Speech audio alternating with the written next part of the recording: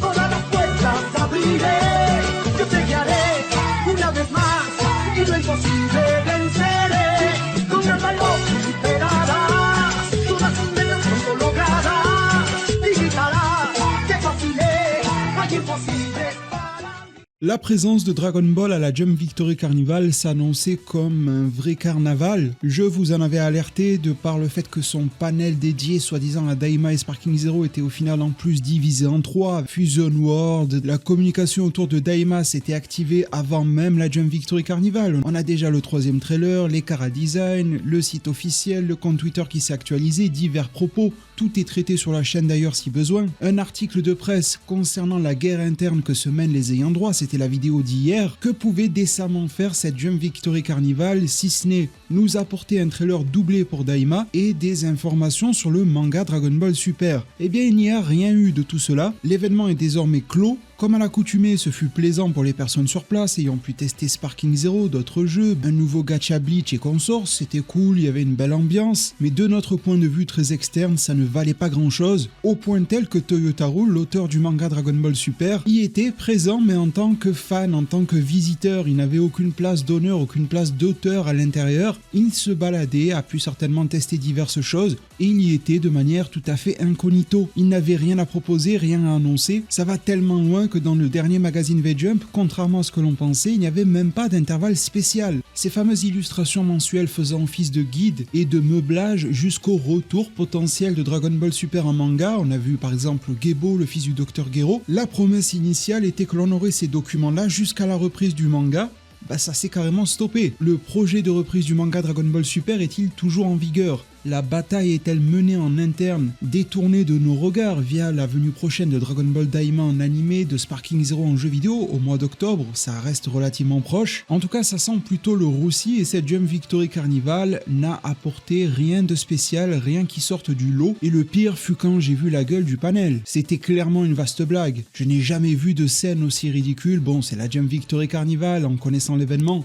On pouvait s'y attendre au préalable. Là où ça coince, c'est quand même qu'il l'a appelé panel. Un panel en Jump Festa en hiver, ça ressemble plutôt à ça. Vous voyez le type d'ambiance, le type de salle. C'est beaucoup plus grand, vaste, professionnel, solennel d'une certaine manière et aussi annonciateur de bonnes choses. En tout cas, de manière générale. Là, ça ressemble juste à la kermesse de son petit en maternelle. Il n'y a pas de mal avec ça, mais fallait pas nous l'annoncer comme un panel à suivre, à attendre, etc. avec ferveur. En parlant de Jump Festa, elle est d'ailleurs datée. Information plutôt croustillante, même si ça revient toujours au même. Ce sera le week-end du 21 au 22 décembre 2024 inclus. Le rendez-vous est pris pour cette Jump Festa 2025, avec une fois n'est pas coutume, Luffy de One Piece pour la mettre en avant. Si on essaye quand même de gratter quelques news de cette Jump Victory Carnival, on peut commencer par jeter un petit coup d'œil à tout ce qui est stand Dragon Ball Sparking Zero, à la fois pour faire des photos avec un Broly enragé que pour tester la démo du jeu. On peut pourquoi pas noter le fait qu'il a été promis que le chapitre final de Dragon Ball Heroes à l'ancienne, pas Super Dragon Ball Heroes, la Victory Mission, la toute première, celle qui était dessinée par Toyotaro à l'époque, son chapitre final sera inclus dans le prochain livre guidebook de Super Dragon Ball Heroes, Heroes Memories, qui sortira à la fin de ce mois d'août. C'est assez proche, au gros détail près que l'on ne sait pas si ce sera une réimpression du chapitre 29 déjà connu,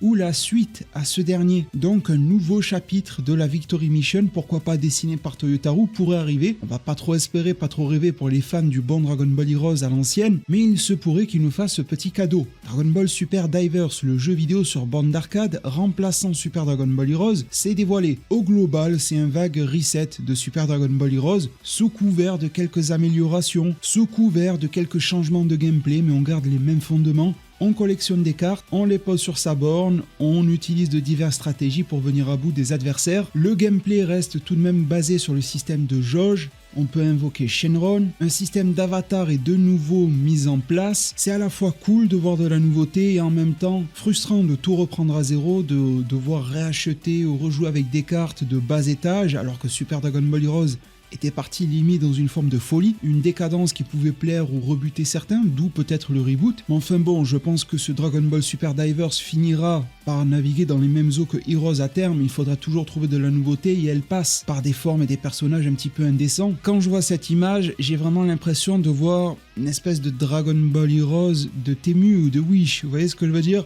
Ils ont tout repris sans avoir l'impression qu'il y ait quoi que ce soit de mieux. Pour clôturer avec un petit peu plus de réjouissance, Dragon Ball Daima était présent également à cette Jump Victory Carnival. Alors le panel ne nous a rien appris, ils ont diffusé et rediffusé le dernier trailer en date, ils ont distribué des éventails à l'effigie de Son Goku et également de Shenron. Enfin un nouveau Shenron qui n'est pas celui de Dragon Ball Super Super Hero, vous voyez, quand ils veulent ils peuvent. Certains pensent qu'il a été rétréci lui aussi à l'occasion.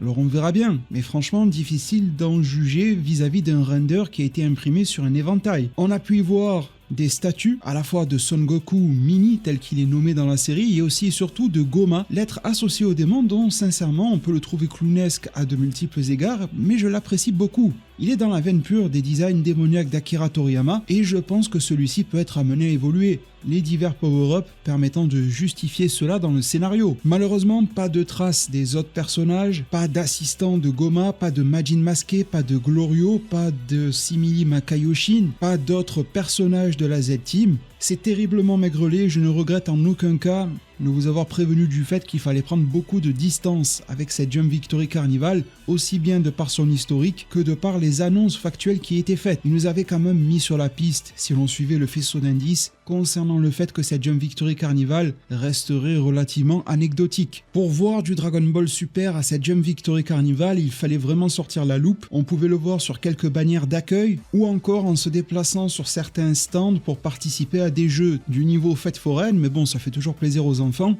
Là, c'était estampillé Dragon Ball Super, là on retrouvait le Goku et le Vegeta de DBS. Je pense qu'il fallait jeter les petites bouboules de couleur dans le panier, celui qui en avait le plus était le vainqueur, pour équilibrer cette sorte de balance entre Goku et Vegeta. Quelques lots à la clé forcément comme d'habitude, ils sont généralement généreux dans ces conventions, et une sorte d'affiche explicative reprenant également un visuel de Goku dessiné par Toyotaru qui vient présenter le fonctionnement du jeu. C'est littéralement tout le jus que l'on peut extraire de cette Jump Victory Carnival concernant Dragon Ball. Merci infiniment aux plus courageux qui m'auront suivi du début à la fin de cette vidéo, à chacun d'entre vous qui m'écoutez, qui apportez du soutien juste quotidien à cette chaîne, c'est une force absolument exceptionnelle, merci, prenez bien soin de vous, de votre futur, et à plus pour de prochains arts divinatoires.